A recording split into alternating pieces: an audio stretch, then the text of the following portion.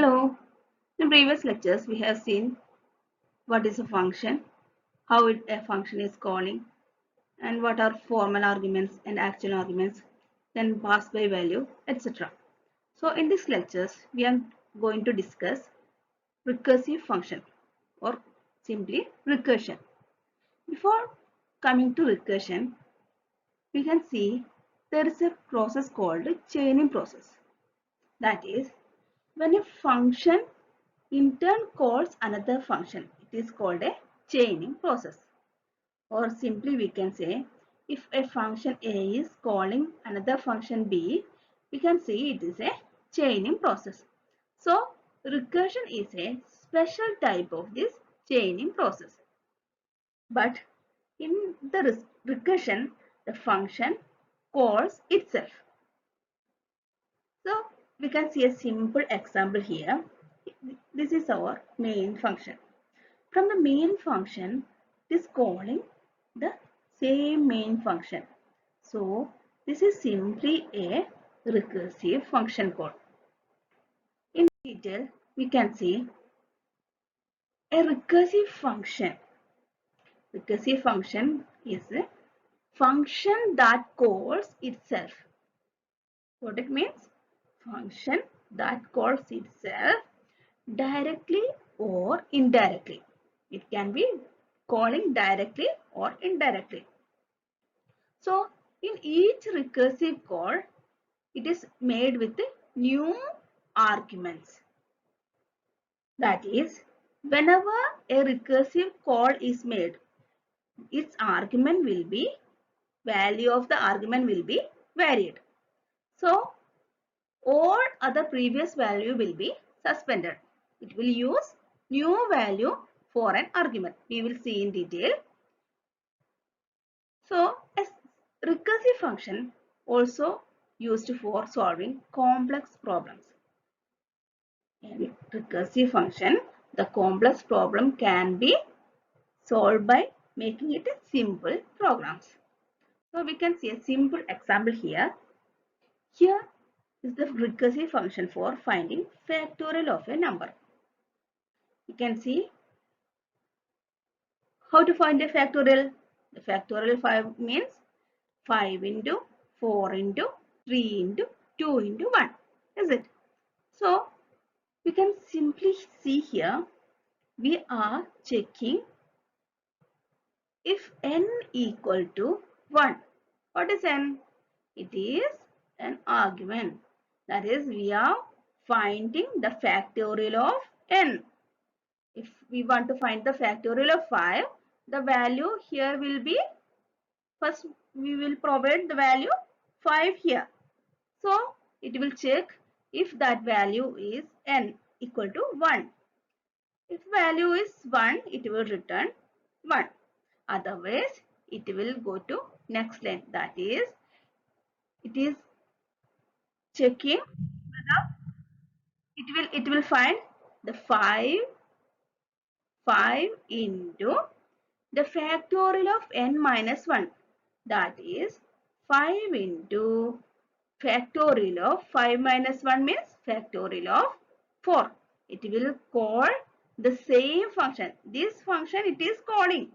From inside the factorial function, it is calling the factorial itself. So it will call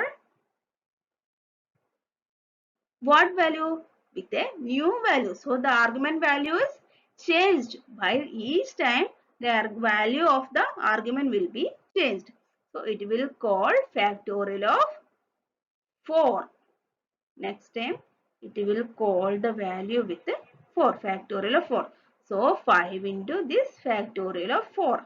Factorial 4 will come to this place. Then it will check whether the value of n. So what will be the value of n here? It will be 4. So it will check whether n equal to 1. No, its value is 4. So it will come to this line.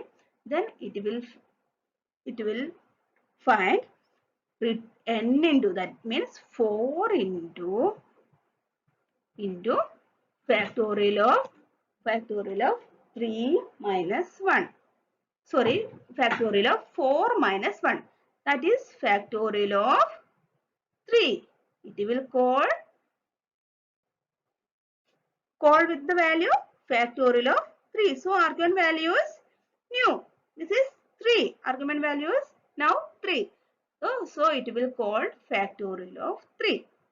Likewise, it will check all the values. 3 minus 1. It will in the next step it will find 3 minus 1, and in the next step it will check 2 minus 1.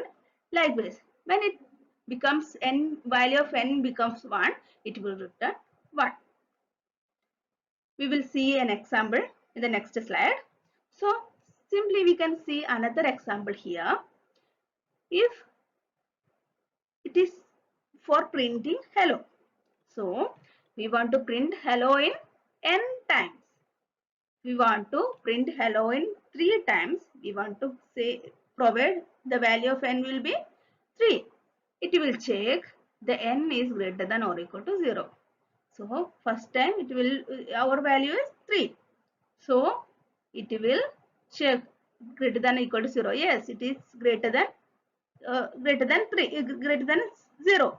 So it will print hello. Then it will call n minus 3, hello of n minus 1. That is hello of 3 minus 1. So it will call this same function with a new argument value, that is hello of 2. Then it will check 2 is greater than or equal to 0. Yes, 2 is greater than or equal to 0. So it will print hello, and then it will check hello of 2 minus 1. That is hello of 1. It will call hello of 1. Then it will come here. Then it will check hello of 1. 1 is greater than or equal to 0. Yes, 1 is greater than or equal to 0. Then it will print hello. Then it will call hello of 1 minus 1, that is hello of 0. It will call hello of 0. It will call. Then also the value is equal to 1. N's value is 0. So n is equal to 0. Then it will print hello once more, and it will call hello of 0 minus 1. It will call with the hello with the value hello of minus 1. Then it will come here and check the n is greater than or equal to 0. No, it is not greater than or equal to 0, not equal to 0. So it is less than 0. So the function will stop here. So it will print the hello 3 times. So here we can see we are providing a value. It is called base value. So in recursive function, we must provide a base value for any recursive function. If we are not provided a base value, it will go to an infinite loop. We are provided, if our function is not reaching a base value, then it will go inside an infinite loop. So we must provide a base value for a recursive function. So you can see detailed example. So we have already discussed to find factorial of 5. So in first case, it will return 5 into factorial of 4. So it will come to next step. It will find factorial return 4 into factorial 3, because 4 minus 1 is 3. Then in another step, it will come 3 into this 3 into factorial of 3 minus 1, that is 2. Then and in next step, it will come 2 into factorial of 2 minus 1, that is factorial of 1. Then in another step, it will return 1 into factorial of 0. We know that factorial of 0 is 1. 1 into factorial of 0 is 1. So we will the value of n becomes 1. So if factorial of, we will find n equal to 1, then it will return its value. So we got 1 into factorial of 0 equal to 1. Then this value will be substituted here. That is factorial of 1 is, we got factorial of 1, that is 1. It will substitute it here. Then we will find 2 into factorial of 1. Then it will go upside. Then here this value will be substituted here and it will multiply with the 3 and this value will be go up. It will return this value, find this value here and it will go find the factorial of 4 and it will multiply with 5 into this factorial of 4. Then we will get the value 120. That is factorial of 5 will be, it will return like this, 1 into 2 into 3 into 4 into 5. That is factorial of 5 is 120. So we have seen what is a recursion, all these things, how it is functioning, etc. So, but main problem is that recursion requires more system memory because for doing recursion, it is using a simple stack. We will study it later. We will use a data type called a stack. So recursion requires more system memory than an iteration due to the maintenance of stack.